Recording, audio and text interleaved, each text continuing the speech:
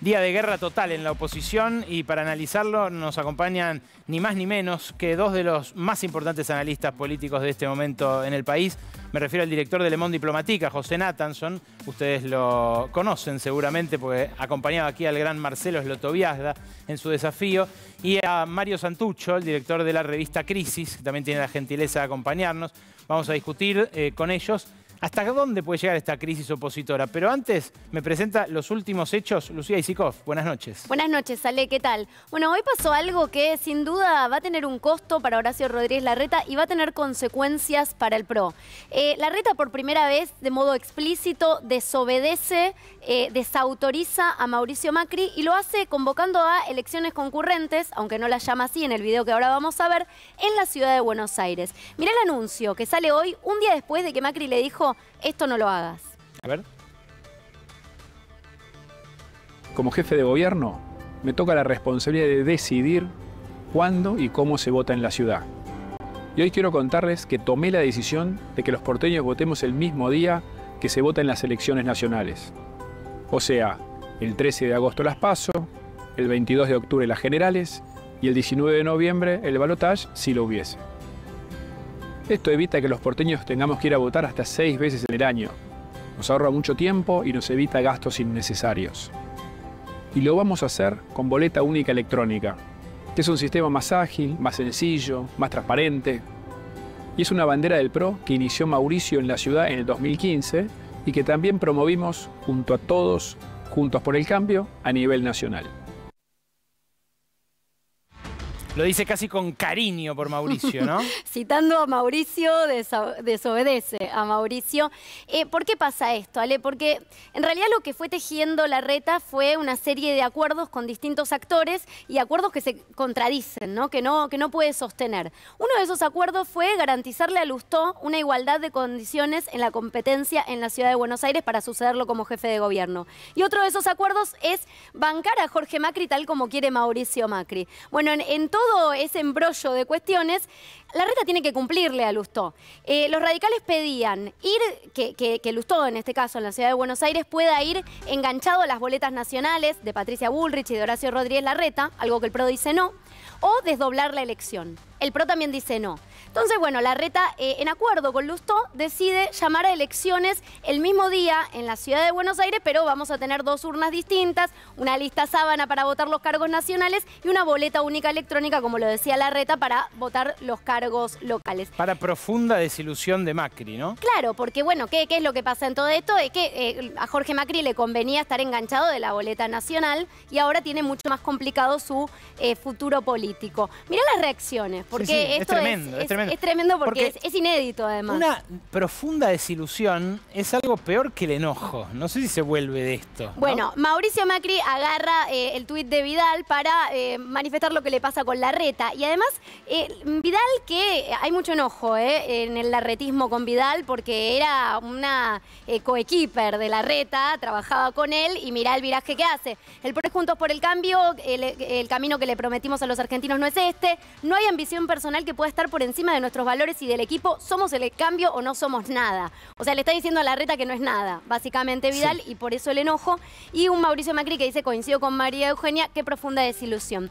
De acá en más, todas las especulaciones posibles y los caminos que se abren, porque ¿qué es lo que va a hacer Macri ahora? Y te digo que desde el entorno de Macri dejaron algunos trascender que lo que puede suceder es que apoye explícitamente a Patricia Bullrich. Se reconfiguran las alianzas en Juntos por el Cambio, los radicales con Morales a la cabeza, Lustó ni hablar, apoyando la decisión de Larreta, y por otro lado, Macri, Bullrich, Vidal, muy críticos.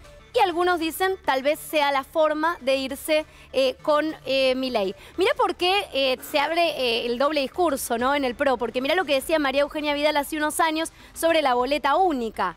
Lo prometimos en campaña, cumplimos en el recinto, en nombre de la democracia y en busca de más transparencia, aprobamos en diputados la boleta única. Después, obviamente, no termina de aprobarse el proyecto en el Senado. Y también lo decía Patricia Bullrich, la podemos ver por ahí, pero digo, todo el PRO estaba detrás de la boleta única como solución para la transparencia electoral y democrática. Ahora es un cambio de reglas. Es un cambio de reglas en un año electoral. Bueno, esto es un poco cómo está planteada la discusión, pero sí te digo, Ale, que se hablaba mucho, y es muy pronto para pensarlo, pero se habló mucho de hasta dónde pueden escalar estas consecuencias y cómo se va a reconfigurar, ¿no?, el escenario en Juntos por el Cambio. Gracias, Lu. Los incorporo entonces ya mismo a José Nathanson y a Mario Santucho. No sé quién quiere arrancar. Bienvenida Gabriela Vulcano también. Ahora vamos a escuchar también tu informe respecto de algo que seguro se va a colar en la charla, que es la ultraderecha. Pero primero, ¿la sangre llega al río? Nathanson, buenas noches. Buenas noches, Ale, gracias por la invitación. No, para mí no. Para mí, a pesar de que efectivamente es la crisis más fuerte, creo que atraviesa la coalición opositora desde que se constituyó, para mí ellos al final son orgánicos y se van a mantener orgánicos por una cuestión muy sencilla. Hay incentivos en todos los actores importantes para mantenerse unidos. Entonces, no le conviene, creo, ni a Rodríguez Larreta, ni a Patricia Bullrich, ni a Macri que se rompa la coalición. Lo que a mí me preocupa no son tanto estos movimientos tácticos de si la boleta única, concurrente, divergente, no sé qué, sino cómo esto alimenta otro fenómeno que vos lo mencionaste recién, que es el fenómeno casta, ¿no? El fenómeno Milei. A mí, mi foco de preocupación es eso, es cómo a través de estos movimientos que no son solo del peronismo, digamos, se equivoca mucho el peronismo, también se equivoca mucho la oposición, esto alimenta, porque el eje de Milei no es el libertarianismo, los economistas de la escuela austríaca. ¿Qué es?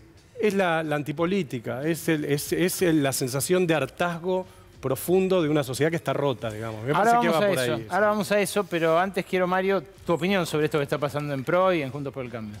Bueno, a mí me parece que no estoy tan seguro de que no se rompa, como dice José, aunque tiene sentido el razonamiento que hace.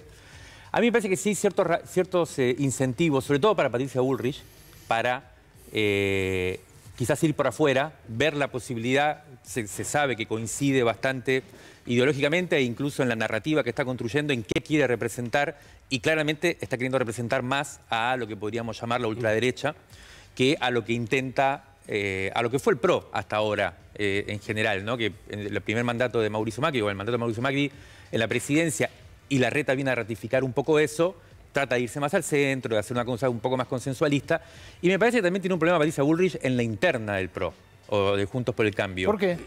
Porque no la veo, o sea, la veo en un problema para poder ganar esa interna por dos cosas. Una, porque tiene a Milei afuera, que en una PASO le va a sacar bastantes espacio, digamos.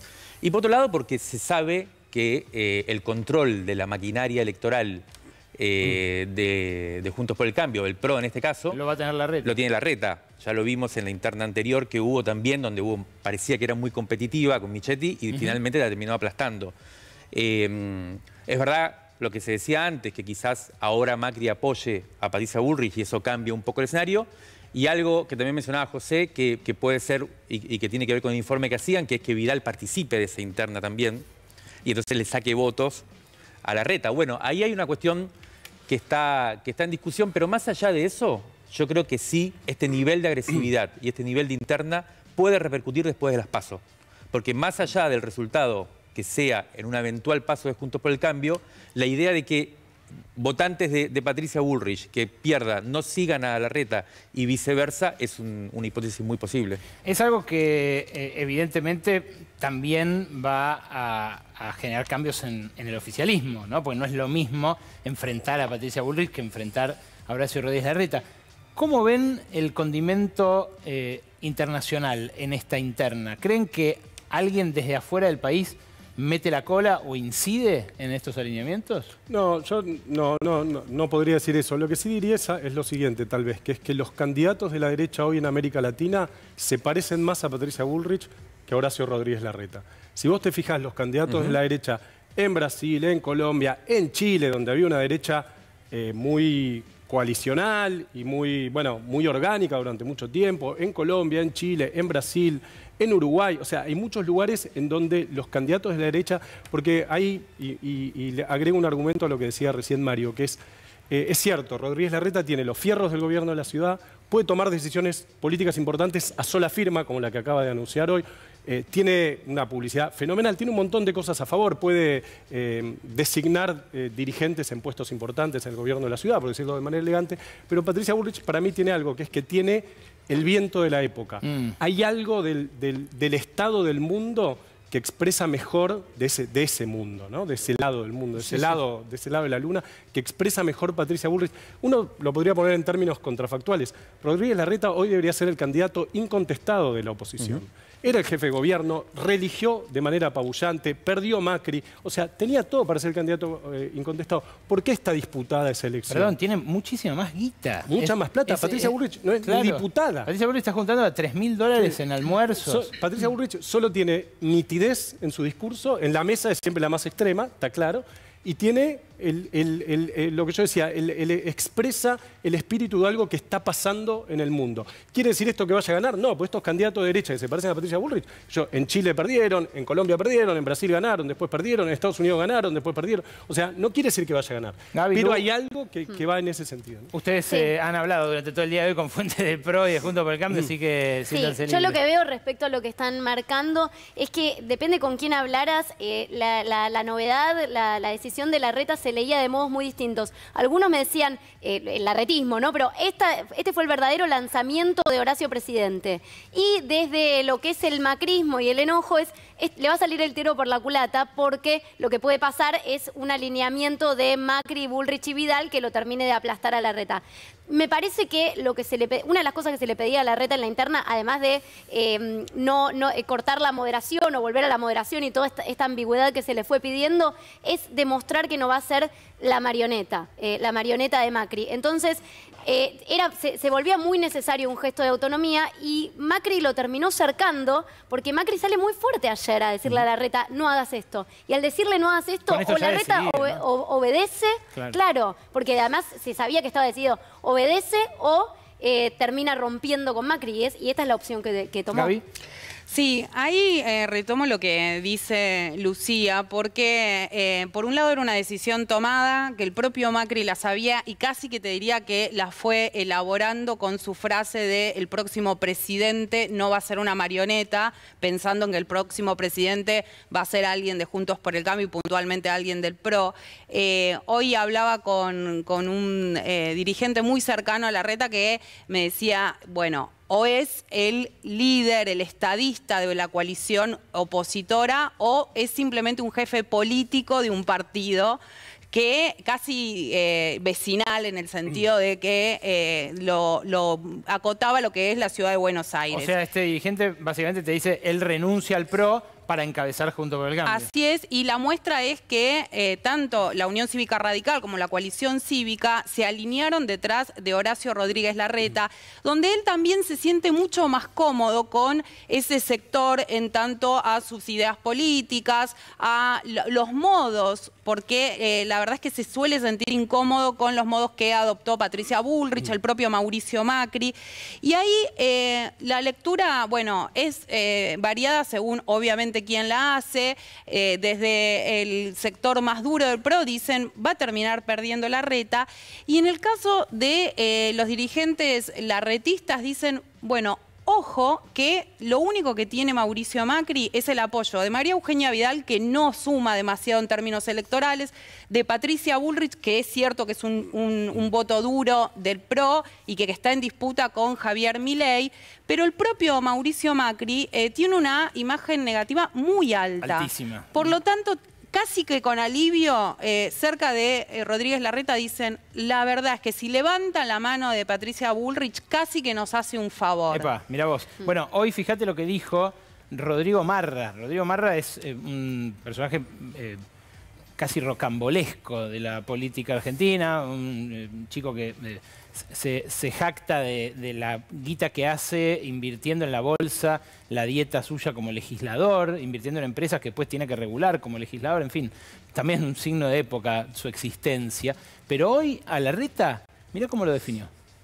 Me pone contento que se esté ordenando la interna Juntos por el Cambio. Ya el radicalismo tiene su candidato, se llama Horacio Larreta, y calculo que Carrió debe estar contenta. Y recordemos que la primera persona que se cambió de distrito para ser electa por otro por otro distrito fue Elisa Carrió, porque cuando era diputada no era diputada de Capital Federal. Prácticamente dicen es radical Larreta, ¿no?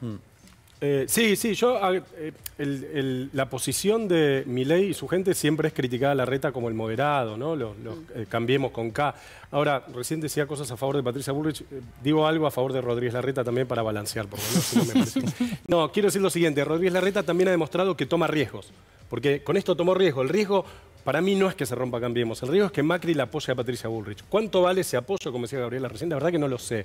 Yo creo que vale menos que lo que valía cuando Macri apoyó a Larreta contra Gabriela Michetti, porque esta es una elección nacional, porque Macri no es Macri, etc. Pero Larreta sí ha demostrado, porque a Rodríguez Larreta también lo sobrevuela otro fantasma, que es el fantasma de albertizarse. Viste que la política argentina ahora juega con los apellidos, uno puede mansurizarse, ¿viste? Cuando dice, sí, ojo que lo van a mansurizar, bueno, de albertizarse. Y Rodríguez Larreta tiene que demostrar que no es Alberto, que no es el Alberto de Macri. Y eso lo tiene que demostrar no gritando, porque no se demuestra así gritando.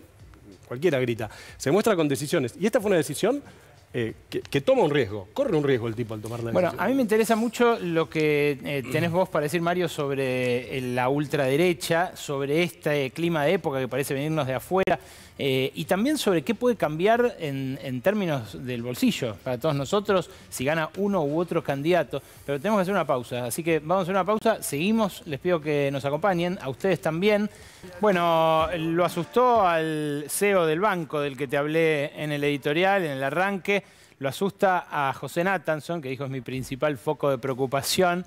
Es el fenómeno que concita todas las miradas últimamente, el de Javier Milei. Sobre él viene a hablar de Gaby Vulcano.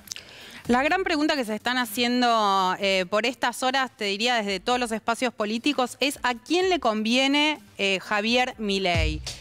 Hoy se transformó casi en la preocupación de Juntos por el Cambio, pero también del Frente de Todos. Obviamente que a quienes más preocupa es a los principales referentes de Juntos por el Cambio, porque, bueno, es a donde en principio pareciera quitarle más votos.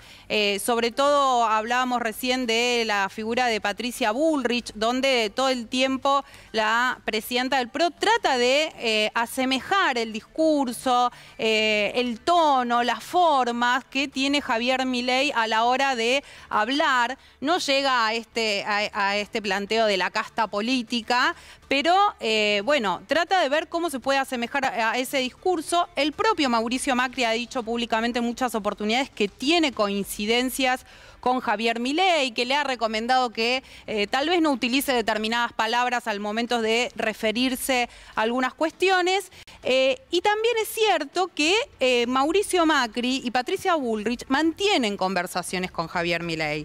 En las últimas semanas... Lo que pasa es que Milei sabe que apenas se acerca a ellos, desaparece su principal capital. Bueno, que es putearlos, gritando en la tele. Justamente, en relación a ese tema, consulté a ver qué pasa si estas conversaciones que mantuvieron en algunas oportunidades se empezaron a profundizar en el último tiempo. Lo que me decían es, por ahora Javier Milei no volvió a hablar con Mauricio Macri, no volvió a hablar con Patricia Bullrich y me decían que está, pero recontra confirmado que va a ser candidato a presidente por fuera de Juntos por el Cambio. Ahora vamos a eso, pero en términos de contactos, también hay enviados suyos que se han visto con el ministro de Gobierno bonaerense Martín Insaurralde.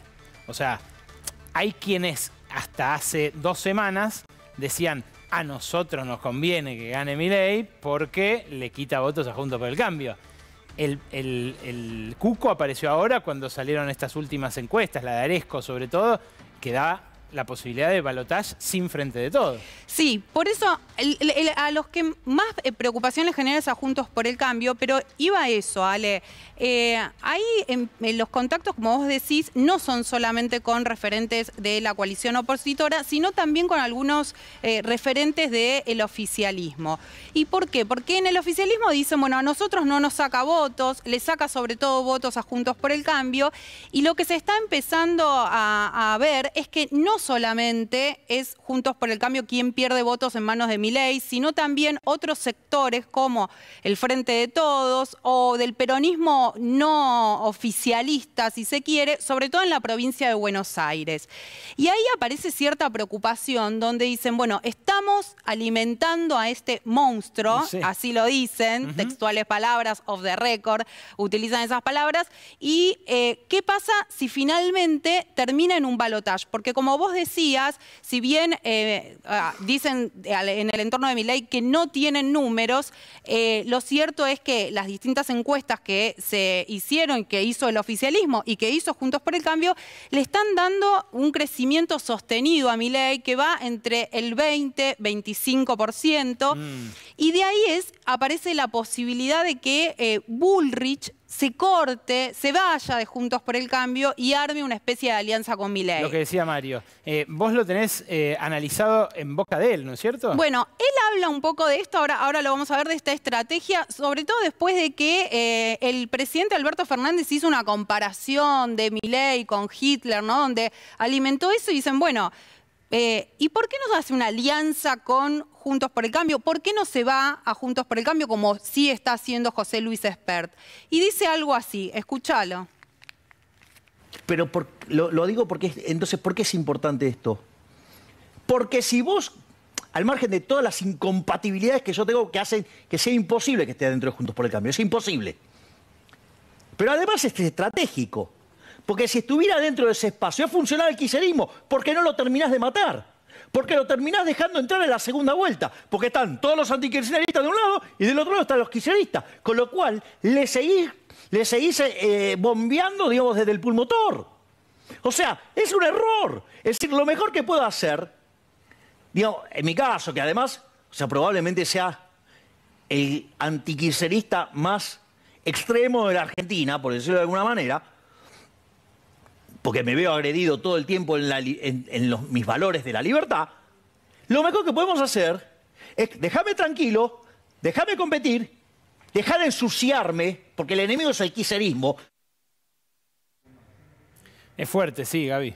Sí, acá llama algo poderosamente la atención, que él por un lado se diferencia de Juntos por el Cambio, pero al mismo tiempo dice lo mejor que podemos hacer en términos de estrategia para sacar al kirchnerismo es que yo no me incorpore, no sea parte de Juntos por el Cambio. Y habla en primera persona del plural. Y la verdad que ahí llama la atención ese discurso donde pareciera que por un lado van por carriles separados Juntos por el Cambio y Javier Milei, y que lo único que los une es su odio, si se quiere, o su ser contrincantes de el oficialismo, y al mismo tiempo habla en plural de cuál es la mejor estrategia para justamente ver si el kirchnerismo, el Frente de Todos, el oficialismo, como lo quieran llamar, pierde en las próximas elecciones. Es un tema sobre el cual Mario Santucho, me consta, está pensando hace un largo tiempo. Contale, Mario, lo que pensás a la gente.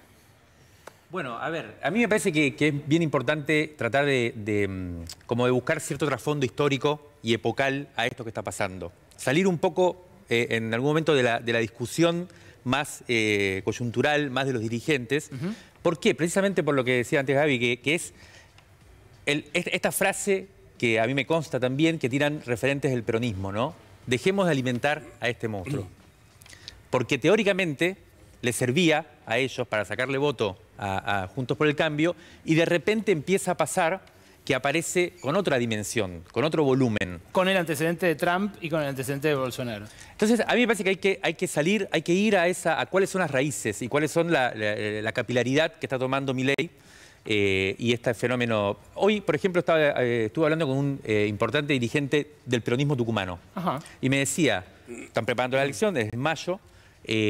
Claro, ellos venían con la disputa con Juntos por el Cambio, ellos tienen muy bien aceitada la maquinaria electoral, evalúan que gana, y de repente el encuestador de ellos les dice que en los parajes más alejados de las ciudades, en donde el peronismo ganaba históricamente con el 80-90% de los votos, y donde la mayoría de las imágenes, símbolos que circulaban eran siempre las del peronismo, están peleando la elección con Milei.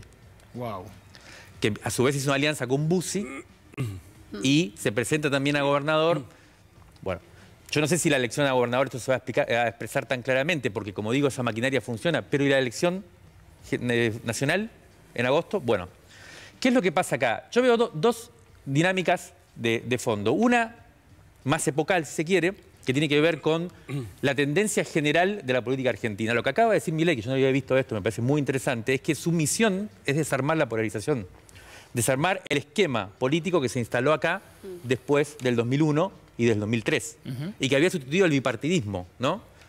Casi toda la segunda mitad del siglo XX existía el bipartidismo, UCR-PJ.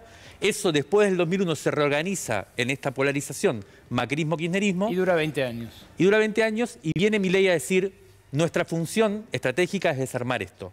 Ya es evidente que estamos yendo hacia una elección de 3/3, o parece ser, eso es lo que están diciendo las últimas encuestas, y esto yo creo que empieza a tener, por eso también decía antes lo de la posibilidad de una ruptura en Juntos por el Cambio, un escenario de fragmentación política que Cristina Kirchner acaba de decir que le teme mucho, ¿no? En su último discurso, Cristina dijo, le temo a la fragmentación política. El escenario 2003. Vos escribiste, Pepe, una nota en el Diplo que se titulaba Esto no puede pasar acá. Sí, es un libro de Sinclair Lewis, un escritor americano, que escribió un libro que es una ucronía. El tipo se imaginó qué pasaba si en Estados Unidos, donde parecía que el fascismo era imposible, un candidato neofascista le ganaba a Roosevelt. ¿Qué pasaba en Estados Unidos? En todos los lugares donde ganó la ultraderecha, no son tantos, pero tomemos Brasil y Estados Unidos, había miles de argumentos tranquilizadores que decían esto no puede pasar acá. En Estados Unidos, porque el Partido Republicano, moderado, no sé qué, en Brasil, el presidencialismo de coalición y el federalismo, no sé cuánto, miles de politólogos como yo diciendo 200 pavadas hasta que los tipos arrasaron. Para mí, Milei lo que expresa es el fin de la grieta. O sea, si Milei triunfa no quiere decir que sea presidente. Si se concretan los tercios o si pasa el balotaje, lo que está demostrando es que la Argentina de la grieta, que es la Argentina de los últimos 20 años, es, como creo yo, una Argentina que fracasó en términos, sobre todo, socioeconómicos. Perdón, en algún punto ya triunfó porque ya corrió el margen derecho de la discusión mucho para ese lado. Fíjate con qué herramienta, por ejemplo, Milei irrumpió en la política. Este cachito de tape es una entrevista que hizo en 2020. Pero fíjate cómo hablaba, por ejemplo, con naturalidad de que hay que privatizar las calles. Mirá. La sensación que tengo como liberal libertario que soy es que cada vez que piso una baldosa, digamos, escupe socialismo. ¿Con qué derecho, si tú no quieres pagar impuestos, vas a poder, por ejemplo, circular por las calles? ¿Vas a poder ir a un juzgado para que zanjen un litigio que tienes con un vecino?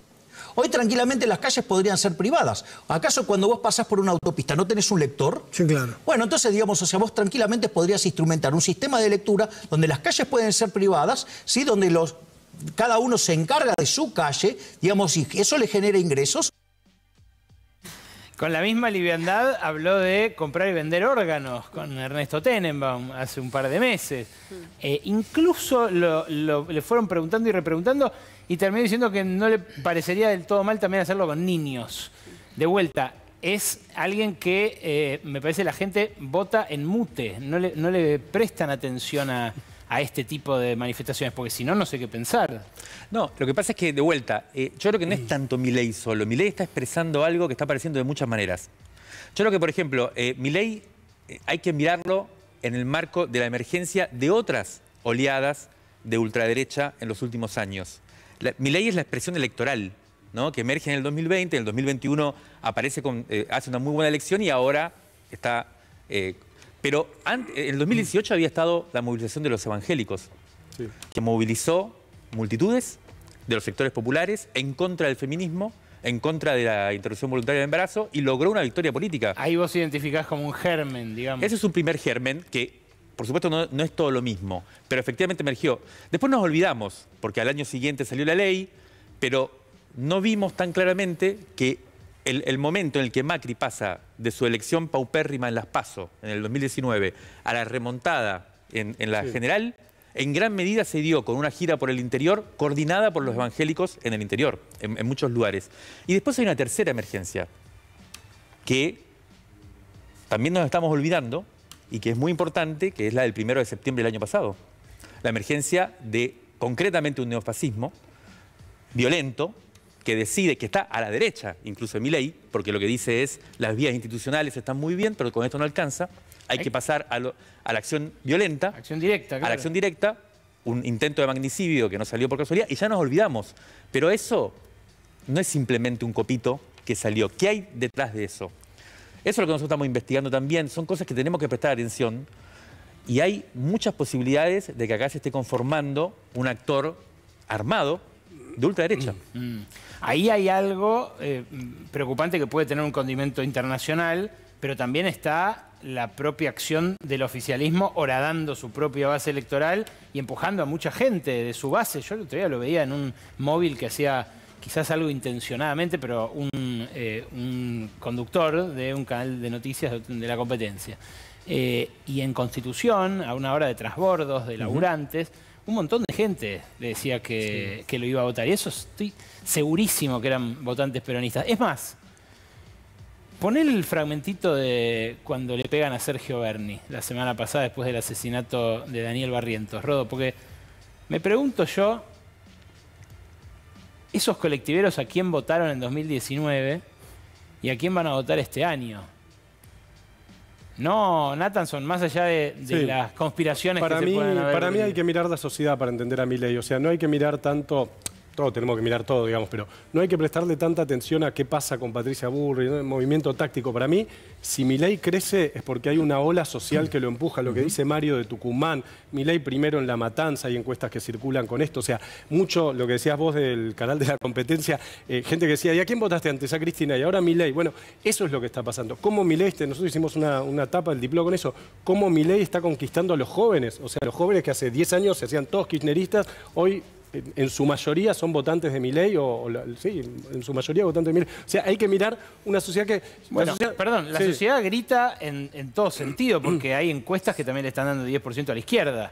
También, es otra expresión, es otra expresión de lo mismo. Hay un enojo, hay ira, hay frustración, hay enojo social. Pero esto es, la sociedad probó kirchnerismo y no quiso más kirchnerismo. Probó macrismo y no quiso más macrismo. Después probó este peronismo raro, no quiso más este peronismo raro. La sociedad prueba y en un momento se cansa y de repente hay gente que dice, y no sé si con razón, pero de manera muy comprensiva, vamos a probar esto otro, esto que nunca se probó antes, esto que parece ridículo, que privaticemos las calles, que yo... Ojo, yo también le temo a que Milei se modere, que haga una buena elección y que después empiece a moderarse en la segunda parte de la campaña, digamos. Bolsonaro no lo hizo. Al final, en la recta final un poquito sí. En la recta final cuando ganó un poquito sí. O sea, para mí es un temor también, porque Milei es táctico, ¿eh? El tipo es rústico en sus cosas, es delirante, es folclórico, no sé qué, pero él sabe muy bien que no se puede aliar con el macrismo. O sea, tiene algunas cosas claras. En su estrategia electoral está demostrando que no es un improvisado. Está demostrando en el tipo de alianzas que está haciendo, en este tipo de declaraciones, en el juego que está haciendo de quedarse callado en momentos que es muy importante quedarse callado cuando los otros se están matando. No es un improvisado. Y a mí incluso, más allá, esto es importante, ¿no? La táctica que use, por ejemplo, después de las PASO hasta la general, que hace. A mí me preocupa una cosa que viene, que yo lo vi en Brasil, que ahora se está viendo también en Estados Unidos, y que es que no se moderan en el fondo. Pueden moderar quizás el discurso para llegar al gobierno. Pero yo me acuerdo de un argumento que había en Brasil, que es importante, que es... Vieron que en Brasil estaba Lula, el PT venía gobernando 4 gobiernos seguidos y de repente los sectores dominantes dijeron hay que sacar de alguna manera. Y cuando emergió Bolsonaro, ellos querían otros, ¿no? Querían la centroderecha. Pero cuando emergió Bolsonaro y le pasó el trapo a la centroderecha, dijeron, bueno, vamos con Bolsonaro porque lo importante es sacar al PT. Mucha gente le decía, pero ¿se dan cuenta de lo que están haciendo? Están subiendo a este tipo que es un fascista, que es un problema. Y dicen, no se preocupen, una vez que llegue, nosotros lo vamos a disciplinar. Lo controlamos, claro. Nosotros lo vamos a controlar con los mecanismos de poder. Pasaron 4 años y fueron a buscar a Lula a la cárcel para que saque a Bolsonaro. No lo lograron disciplinar. Bueno, que es lo contrario a lo que pasa con el progresismo. Claro. Pero lo que pasa es que hay muchos en el progresismo acá, en el peronismo, que dicen, bueno, pensemos en 2025, pensemos en 2027.